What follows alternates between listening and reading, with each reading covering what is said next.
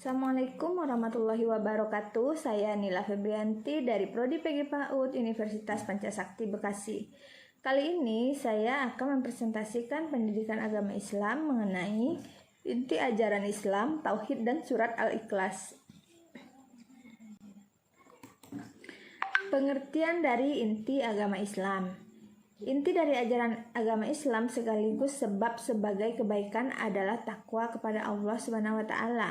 Takwa adalah perbuatan menjalankan perintah Allah dan meninggalkan larangannya yang dilandasi oleh rasa takut, harap, dan cinta kepada Allah Subhanahu wa taala.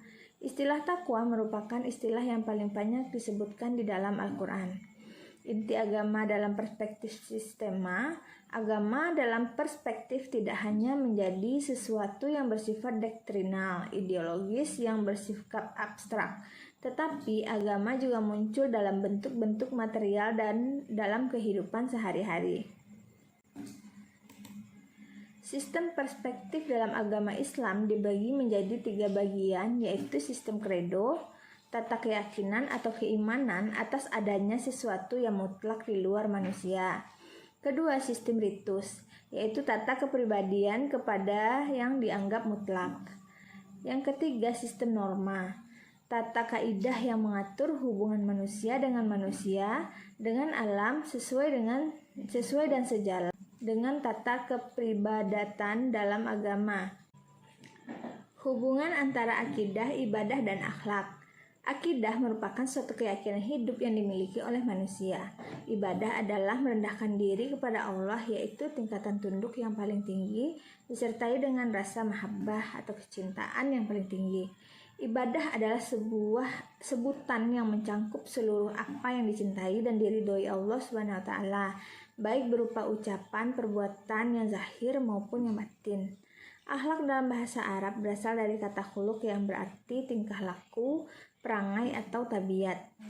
Secara terminologi, akhlak adalah tingkah laku seseorang yang didorong oleh suatu keinginan secara mendasar untuk melakukan suatu perbuatan. Akhlak merupakan sebuah sistem yang mengatur tindakan dan pola sikap manusia dalam menjalani kehidupan sehari-hari. Pengertian tauhid. Secara istilah, tauhid adalah mengesankan Allah Subhanahu wa taala dengan meyakini keesaannya tanpa menyekutukannya dalam rububiyahnya, uluhiyah, dan ibadah kepadanya serta nama-nama dan sifatnya. Keutamaan kalimat tauhid.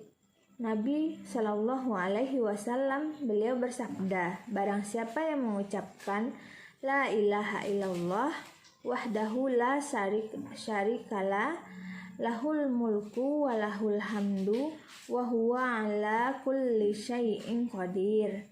Tidak ada sesembahan yang berhak disembah dengan benar kecuali Allah. Tidak ada sekutu baginya, miliknya kerajaan dan segala pujian. Dialah yang maha kuasa atas segala sesuatu. Dalam sehari sebanyak 100 kali, maka baginya sama dengan 10 budak yang dimerdekakan. Dicatat baginya 100 kebaikan dan dihapus darinya 100 keburukan. Dan dia akan terlindung dari setan pada siang hingga sore harinya, serta tidak ada yang lebih utama darinya kecuali yang membacanya lebih banyak dari itu. HR Bukhari nomor 3293 dan HR Muslim nomor 7018. Tauhid dibagi menjadi 3 jenis, yakni tauhid rububiyah adalah tauhid yang meyakinkan Allah yang menciptakan segala apa yang ada di alam semesta. Tauhid uluhiyah adalah perwujudan amal salih. Dalam Al-Jadid Syarh, kitab ini menjelaskan bahwa ini adalah mentauhidkan Allah dalam segala bentuk peribadatan, baik yang zahir ataupun yang batin.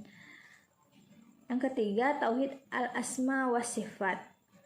Kitab Syarh Salatusal Ushul dijelaskan bahwa cara bertauhid asma sifat Allah ialah dengan menetapkan nama dan sifat Allah sesuai yang Allah tetapkan bagi dirinya dan menafikan nama dan sifat yang Allah nafikan dari dirinya dengan tanpa tahrif, tanpa tahlil, dan tanpa takyif. Keutamaan surah Al-Ikhlas dalam kehidupan sehari-hari. Dalam surah Al-Ikhlas menjelaskan bahwa Allah adalah tempat bergantung dan bukanlah Allah yang bergantung. Maka sudah sepantasnya jika dialah satu-satunya yang pantas disembah. Oleh karena itu, dalam surah Al-Ikhlas terdapat dibagi menjadi 3 bagian, yaitu memberikan perlindungan.